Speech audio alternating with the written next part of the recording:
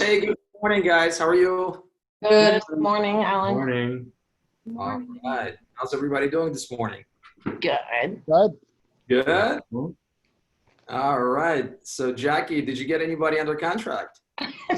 No, it was a sad situation. So we got I got the email that we were one out of 15 offers. So, Oh, okay. so we were 14, I guess, but we weren't the first, the one they picked. So it was a little frustrating for my client. She also had another offer that was declined. Yeah, a little frustrating, but we're going to go back out tomorrow and see what we can do for her. Okay, wonderful. Sounds like a plan. It You is. definitely don't want to lose your faith or your hope, right? You're finding a home. I'm thinking of a game plan. So I just got a new a dry erase board. So that's my new game plan. So I have to sneak up on these people to get that offer in. Let's get it done. All right, Anna, good morning. Susan, good morning. Tony, good morning, buddy. How are Good you? morning, sir. How are you? Doing good. All right, very good. Adrian, good morning. How you doing? Good morning. I'm doing great. Thank you. Awesome, man. Eric Brown, good morning. Carmen, good morning, Carmen. How are Good you? morning. All right. Mr. Quentin Carter, good morning. Virginia Stewart, who's on fire, good morning. All right. It looks like we got two Virginia Stewarts. We got, who's the second one? Logged in as Virginia. Yeah, it kicked me out because I put the camera on and then it kicked me out, so I had to join again. Oh, okay, gotcha. All right, and then we got Kelly Jagger. Kelly, good morning. How are you? I'm okay. You're okay. Just okay? Yeah, I had a hard night last night. I have asthma and it got really bad last night, and I had to do a breathing treatment, and which makes you shake, and it makes me shake all over, and so I haven't had a whole lot of sleep, so I'm okay. Okay, well, you got to take care of Okay, it's better than bad. I know, I agree with you. You got to take care of yourself. Okay. Yes. All right. Okay, so let's start it. What's in your mind? Who wants to go first? Me. All right, So, Jack. Let's go. I would like to know from all of you guys, because you're very well versed in this Arizona market, but how would you think how can you give me some advice of what I can do? I mean, to get a better, I understand the better offer is really what's going to get the offer, but how do? Why don't you start off with what type of financing and down payment and so forth your client has? That way everybody can give you. Well, she's absolutely wonderful candidate. So she's approved for conventional and she's approved for FHA. So, but she's like for a single family, she's approved for different amounts. But she has money put away. The girl's 21 years old. When I was 21, I wouldn't even have thought of buying a house, and super qualified, but I just a little frustrated and to help her get through this. Hey, Jackie, have you written a little letter about her and how ambitious she is and what a great person she is to be 21 years old and buying her first home? Write a letter talking about her, talking about why she wants to be in the area, some of the extracurricular things she does, just build her up. Okay. And then when you submit that offer, send that letter too, because okay. I got approved. One of my clients got accepted because I wrote a letter. They were not the highest offer. In fact, there were investors on the table, but my person got it because, at the end of the day, there's a human being reading these, and sometimes it strikes a chord with someone, something about them. Okay. Thank you. I'll get on that right away. Yep, yeah. Absolutely. Thank you, Kelly. And send a picture. And send a nice, happy, smiley picture. We'll get that. Okay. I'll put it on there for you. Thank you, Kelly. All right. I appreciate it. Yeah. Another thing I would add to the letter is something about that house that they loved, because it will strike the seller's interest that someone appreciated something they did to the home. And then you connect with the seller that way. So yeah, I'm with Kelly. Those letters are awesome. I've been on the south side, and those letters have made a difference for my sellers on choosing the offer. So just a little thing to tweak that letter with. But yeah, just like acknowledge something in the home that they fell in love with. In my instance, the one that comes to mind for me was my sellers had a little girl, so their nursery was really pretty. And in the letter, they said, "Oh my God, the room is so beautiful. That's how I want to have it for my daughter." So they had daughters the same age, it looked like. And that's really what did it, was that they acknowledged how beautiful that room was and how they could picture their daughter growing up in that room. And obviously these sellers at one point thought the same, right? But for other reasons they were selling. So just connections like that is awesome. Okay, I appreciate it, Carmen. Thank you. Welcome. Yeah, another thing that works for me, not only being on a seller side, but also working with the buyers when I'm trying to get my offer accepted, is constant communication with the listing agent. Yes. Okay. Yep. Constant communication with the listing agent via text, via phone call, via email. Right. So this way you're constantly letting them know that, hey, we're interested. My client is interested. There's anything that we can do to sweeten up the deal, right? Whether it's 7 o'clock in the evening, 7 o'clock in the morning, 8 o'clock, 9 o'clock, 10 o'clock, it doesn't really matter. Okay. You're almost going to have to be like a pit bull, right? Like a grab, right? You just grab and you do not let go. Okay. Okay. And I'm just a recent experience, right? I put my listing on the market last week on Murrow for 315. Many showings, a lot of offers. The one that they selected, okay, a lot of them were the same, like $10,000, $15,000 above the asking price. The one that they're selected was a personalized letter. Okay. And the fact that the agent was constantly like almost going to borderline harassing me in a nice way. Okay. In a nice way, professional way. Yeah. Okay. And then on top of it, the agents or the buyer's lender called me 3 times. Wow. Huh. Okay. Okay. So definitely make it more personable with the letter, with the picture, right? Try to harass the listing agent as much as possible. As long as they file a restraining order against you, you're good. You're good. And then have your lender or have your buyer's lender get involved as soon as possible. Okay. I agree with that. I definitely agree with that. I've had them where an agent will submit an offer and then give me the contact information to the selling agent, and I will reach out to that selling agent and talk about the buyer and their qualifications. It's keeping it within reason. I can't disclose everything, but I can indicate, long-term on the job, stability, good assets, good income, that kind of thing, so that they feel comfortable in accepting the offer, because they know that the pre-approval or pre-qualification is real, is valid. Yeah. Okay. So, yeah, that makes a huge difference. I sometimes the selling agent will call me, but it's better if I'm able to reach out to them. Okay. Thanks, guys. So I also CC my lender with my offer, and the lender has a heads up, so he immediately responds.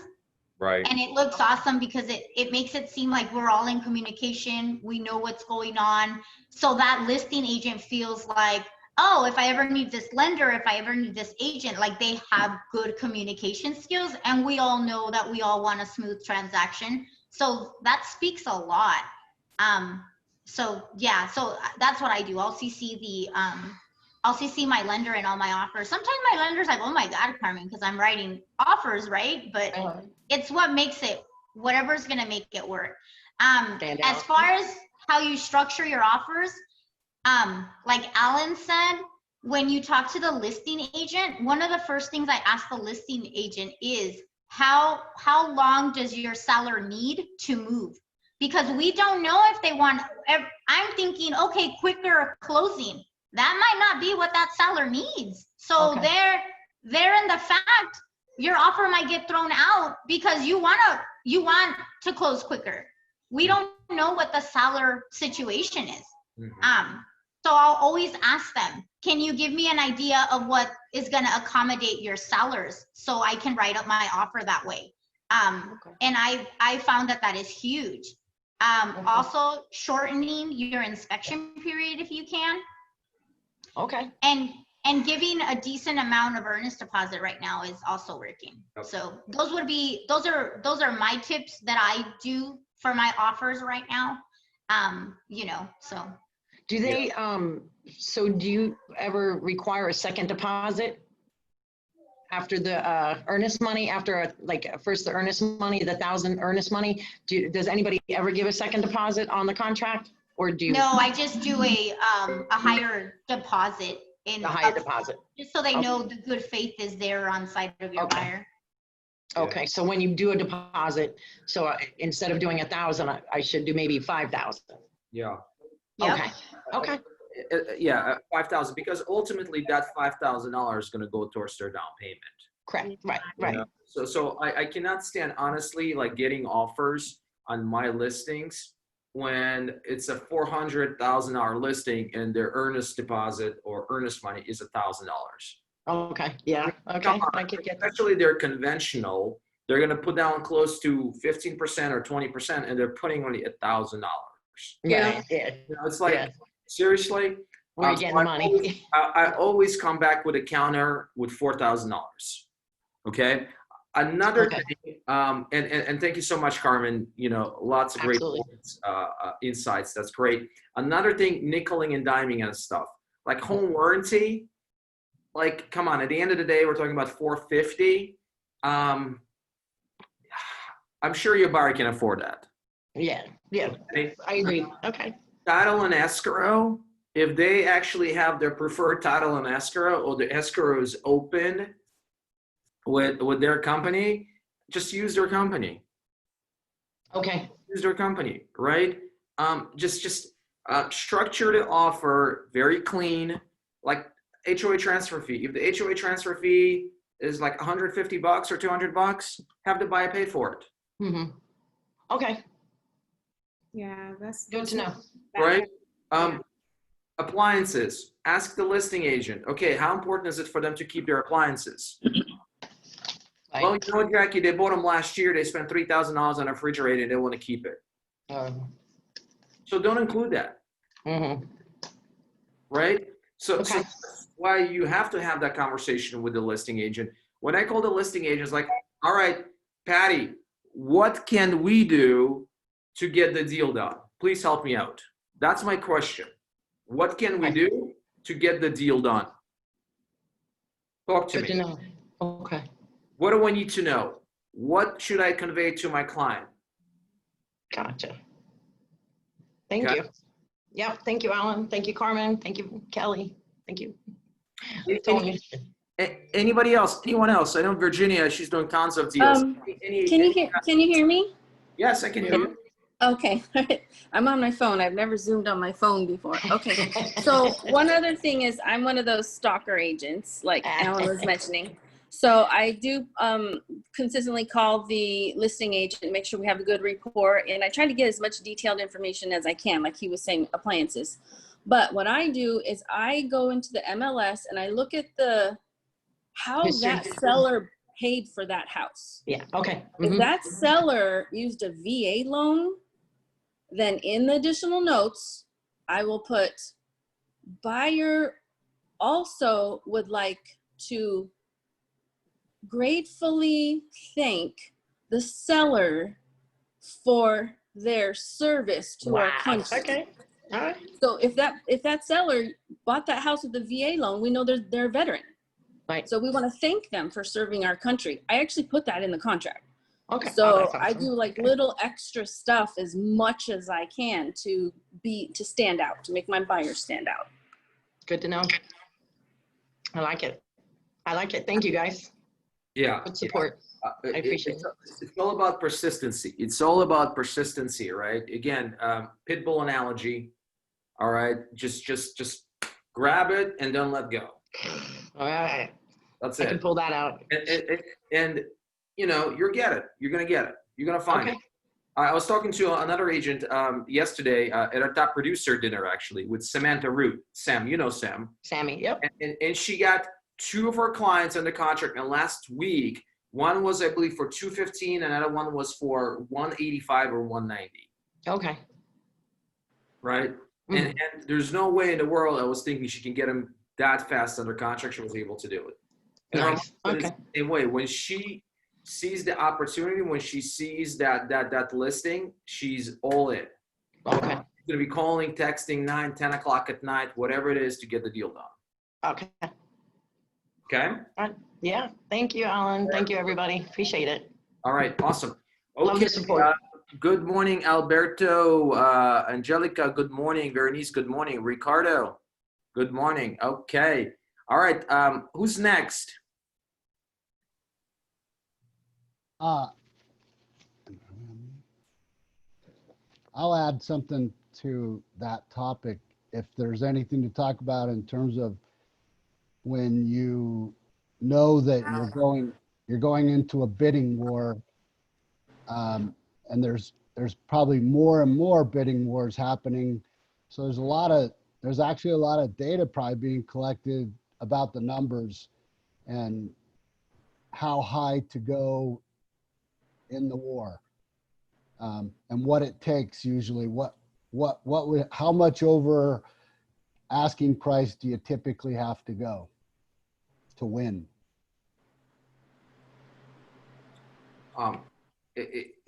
Is that a question, or are you asking a question, Adrian? I'm just adding to that topic, Alan, that about the numbers, the bidding war, and when you're trying to advise your client, how high do you go in the war? Oh, okay. Yeah. I mean, and that's you're right. I mean, how high can they go? How high they pre-qualified, right? And you got to set those expectations up front with your buyer, and let the buyer know there is a possibility it may not appraise, right? It may not appraise. So you set those expectations ahead of time with the buyer. I mean, the challenge right now that we're facing is the appraisal situation. Like, appraisals are not, they're just not, getting closer to what the offer price are, and I know Sam had a situation over the weekend where the appraisal came in at 315, and I think the purchase price was 350. So that's $35,000 below the purchase price. So that's something that you have to take into consideration.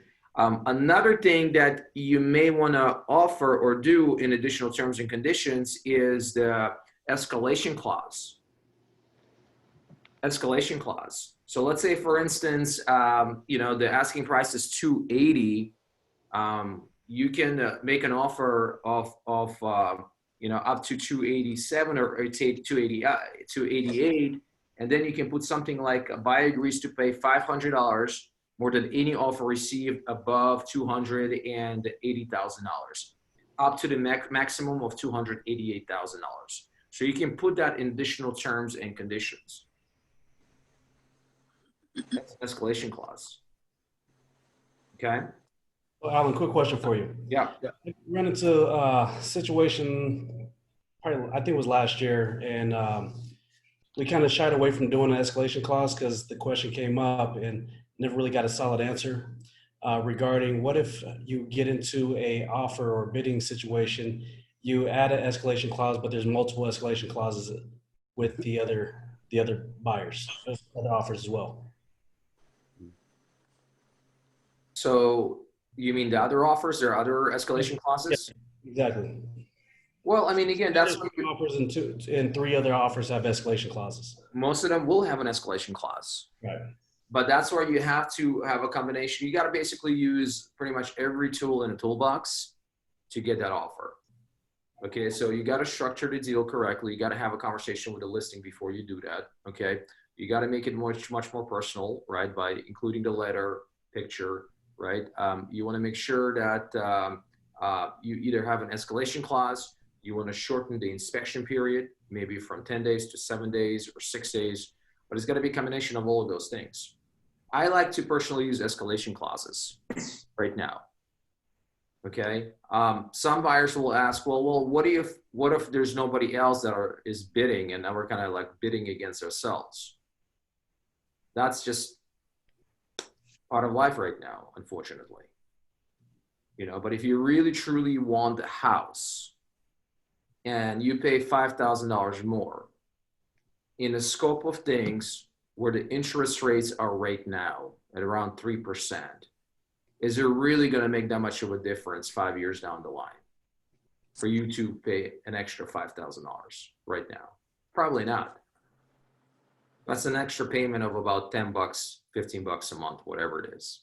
So if you really truly want a house, your wife wants the house, you like the neighborhood, you like the schools, it checks most of your boxes, $5,000, even $10,000 in the scope of things, the way that things are right now, would probably not going to make that much of a difference 5 to 10 years from now. Here's Ricardo. I have a question. So at the end of the day, it doesn't really matter how much money you offer more, right? Because, I mean, the appraisal come and the appraisal said like, it's not worth it this much, then I believe that you have to just negotiate with the terms, right? With the conditions, and obviously like not asking for any help at closing and things like that. But again, I mean, it doesn't really matter if you offer like $10 million. If the house costs 200, it doesn't really matter, right? You're not going to pay $10 million. Yeah, I mean, it is still contingent on the appraisal, right? Especially if it's a financing deal. But the seller may not lower the price. Or the seller may come back and say, you know what? The appraisal came in at 250. I'm asking 260. The purchase price is 260. Let's meet somewhere in the middle. You come up 5,000. I'll drop 5,000. Yeah, that makes sense. What I'm saying that in this scenario where, you know, like we have several people offering stuff and everybody is like, oh, I want more. At the end of the day, it doesn't really matter. I mean, we can, all of us, we can, you know, like put a lot of money in a house. The price will come, it's low, then, I mean, probably we just laugh. Yeah, you're absolutely right, because at the end of the day, you want to have a conversation with the sellers, like, hey, you know, most likely it's not going to appraise. So what are you going to do? Are you going to lower the price? Right? You're also, if you a buyer's agent and you're talking to the listing agent, you ask the listing agent, hey, in the event it does not appraise, what is your seller prepared to do? You probably want to have that conversation when you're structuring the offer. You know, is your seller going to lower the price? Is the seller going to meet somewhere in the middle? What are their plans? Well, for me, when I'm representing a seller and an agent addresses that question, okay, well, we're offering, you know, X amount over the price, well, then your client's going to pay that. If you're offering above list price, the seller's going to expect you to pay it. So. So I'm going to agree with Anna on that. I'm on the listing side. That agent writes an offer at an extreme upper hand on that price. I will counter a buyer to waive appraisal. Mm-hmm. Yeah. Mm-hmm. I mean, they play hardball. Especially in this industry. I mean, I'm not shooting numbers just to shoot numbers. I know what the market is. I'm hoping that buyer's agent knows what the market is. And if they're going to write the amount, I'm hoping that they're telling their buyers that they might come in with some cash if they get accepted. And the only way for me to really know that up front and not take my house off the market is to have that appraisal waived. Yep, exactly. And which is really what's happening right now, Ricardo. Yeah, like you said, I completely agree. I was in the mindset too. It's like, well, numbers are just numbers. I mean, we still have appraisals. The thing is that people are getting very smart right now and they are waiving appraisals. So just set the expectation with your buyers that this price might get you the accepted contract, but you might be coming into the table with quite a bit of money, depending on what that appraisal comes in at. So, Yep. Yeah. so I agree with you, Anna. It's the reality right now in the market that we're in, but it may be tough, obviously, if you got someone who's relying primarily on a down payment assistance program, right? Makes it difficult. Right. Somebody who is just has 3.5% down and maybe some money for the closing costs, right? So again, you got to have that conversation with your buyer. Like Carmen said, you got to set those expectations ahead of time, because think about it. They're going to be paying for the home inspection, which is going to run them anywhere between $350 upwards of $500. They're going to pay for the appraisal, which is going to run them another $500. So right there, you know, that's about $1,000 that they spend out of their pocket, and that's not even including the time, the energy, right? All of that combined. And if they are not prepared to pay the difference, it's going to be a problem. And they're going to most likely blame you at the end of the day. So you got to set those expectations ahead of time before you're offering $10,000, $15,000, $20,000 above the asking price. Okay. All right, guys. Anyone else? Any other questions for the group? Another thing that helps also is sending your buyer a listing. If you want to offer 10,000 more, send a listing for your buyers of homes that are, let's say if it was approved for 265, send them homes for 255. So that helps too when you put the offer. You know, if you're going to offer 10,000 above, that meets the qualification for the pre. Yeah. Because that way you're setting expectations that way, and they are not looking above 275 where they were pre-qualified. Yeah. And also, yeah, try to pre-qualify them for as much as possible, so you have that flexibility. Like I'm working with the clients right now, Robert and Laura, and we helped them to buy their house about 3 years ago for $215. We're going to be putting it on market for about $270, $275, and they're looking to buy for $300. But they pre-qualified for more than that. They pre-qualified to like up to $330, $335. So they wanted to stick at around 300. And I told them, I said, look, guys, we can find something at around 300, but it's better for you to get pre-qualified for 330. So this way, if there's a house that you really like at around 315 or 320, we're not going to pass on that house. We're going to go for it. And we're going to write an offer on it. And that additional $15,000, $20,000, again, in the scope of things, 5 years from now, 10 years from now, is not really going to make that much of a difference for you. So we're getting them pre-qualified right now. In fact, Tony Valdez is getting them pre-qualified right now for $330,000, even though they want to stay at around 300. So good point, Susan. All right, guys. Anything else before we go? Anyone else?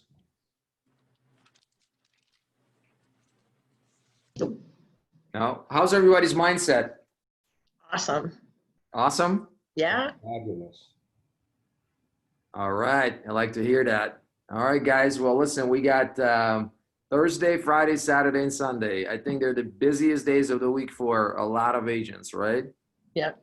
That's when we make our money. So let's go out there. Let's get it done. The market is great. I know there are challenges, but the market is very good. Thank God. Right. So, the buyers are motivated. The sellers are motivated. The interest rates are low. Low. So take advantage of it, because it's not going to be around. I tell you, I have a feeling 6 to 12 months down the line, I mean, things are going to be a little bit different. Yeah. I have a feeling. But right now, let's take advantage of it, guys. As always, we're here for you. Anna's here for you. I'm here for you. The entire staff, David. So feel free to reach out. Let us know if you need anything, okay? Thanks, guys, for the support. Thank you. You're welcome. Ciao. Bye, everyone. Bye. Bye.